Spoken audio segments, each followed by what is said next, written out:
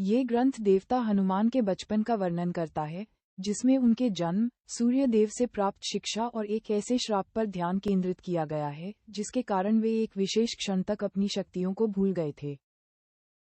1. हनुमान के आध्यात्मिक पिता पवन देवता वायु थे, जिसके कारण उन्हें पवन पुत्र, पवन का पुत्र के रूप में जाना जाता है। 2. बचपन में उसने सूर्य को फल समझ लिया और उसे खाने के लिए उड़ गया, जिससे इंद्र के साथ संघर्ष हुआ, जिसने उस पर वज्रपात किया और उसकी ठुड्डी को घायल कर दिया।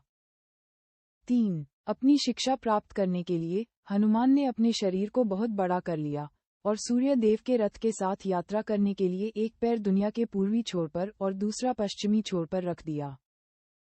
और 4. अपनी शिक्षा के भुगतान के रूप में सूर्य देव ने हनुमान से अपने पुत्र सुग्रीव को उसके भविष्य के प्रयासों में सहायता करने के लिए कहा।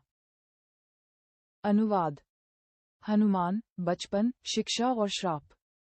हनुमान के आध्यात्मिक पिता वायु थे, इसीलिए उन्हें पवन पुत्र भी कहा जाता है। बचपन से ही दिव्य होने के कारण उनके पास असीमित शक्तियों का भंडार था। एक बार बचपन में हनुमान जी ने सूर्य को पका हुआ फल समझकर उसे खाने के लिए उड़ान भरी। तब इंद्र ने उन्हें रोकने के प्रयास में उन पर वज्रपात किया, जिससे बालक हनुमान की ठुड्डी टूट गई और वे बेहोश होकर जमीन पर गिर पड़े। इस घटना से क्रोधित होकर पवन देव ने समस्त संसार में वायु का प्रवाह रोक दिया, जिससे सभी प्राणियों में अफरा तफरी मच गई। वायुदेव को शांत करने के लिए इंद्र ने अंततः अपना वज्रपात वापस ले लिया। इसके साथ ही अन्य देवताओं ने भी बालक हनुमान को अनेक वरदान दिए। यद्यपि वज्रपात का प्रभाव हनुमान की ठुड्डी पर स्थायी रूप से अंकित हो गया। इसके बाद जब हनुमान को पता चला कि सूर्य ज्ञान का महान भंडार है, तो उन्होंने अपना शरीर बड़ा कर लिया और सूर्य की कक्षा में स्थापित होकर उनसे प्रार्थना की कि वे उन्हें अपना शिष्य स्वीकार करें। लेकिन सूर्य ने ये कहकर उनका अनुरोध अस्वीकार कर दिया कि चूंकि वे अपने कर्तव्य के अनुसार हमेशा रथ में यात्रा करते हैं, इसलिए हनुमान को प्रभावी शिक्षा प्राप्त नहीं हो पाएगी। सूर्य देव के शब्दों से विचलित हुए बिना हनुमान ने अपना शरीर और भी बड़ा कर लिया, एक पैर पूर्वी किनारे पर और दूसरा पैर पश्चिमी किनारे पर रखकर, और सूर्य देव से पुनः प्रार्थना की।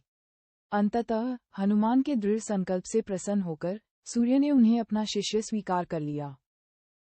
इसके बाद हनुमान ने सूर्य देव के साथ निरंतर यात्रा करके शिक्षा प्राप्त की। शिक्षा पूर्ण करने के बाद हनुमान ने सूर्य देव से गुरु दक्षिणा, शिक्षक को दी जाने वाली फीस, स्वीकार करने का अनुरोध किया, लेकिन सूर्य देव ने ये कहते हुए इनकार कर दिया कि उनके जैसे समर्पित शिष्य को शिक्षा प्रदान करने में उन्हें जो आनंद प्राप्त होता है, वह किसी भी गुरु दक्षिणा से कम नहीं है। हालांकि हनुमान के बार बार आग्रह करने पर सूर्य देव ने गुरु दक्षिणा के रूप में हनुमान को सुग्रीव, आध्यात्मिक पुत्र, सूर्य, की सहायता करने का आदेश दिया। हनुमान की इच्छा के अनुसार सूर्य पाठ यहीं समाप्त होता है, लेकिन शेष पाठ में हनुमान पर ऋषियों द्वारा लगाए गए एक श्राप का वर्णन है, जिसके कारण वे अपनी शक्तियों को भूल गए थे जब तक कि किसी ने उन्हें याद नहीं दिलाया। ऐसा इसलिए किया गया था ताकि वे बचपन में अपनी अपार शक्ति का दुरुपयोग न कर सकें।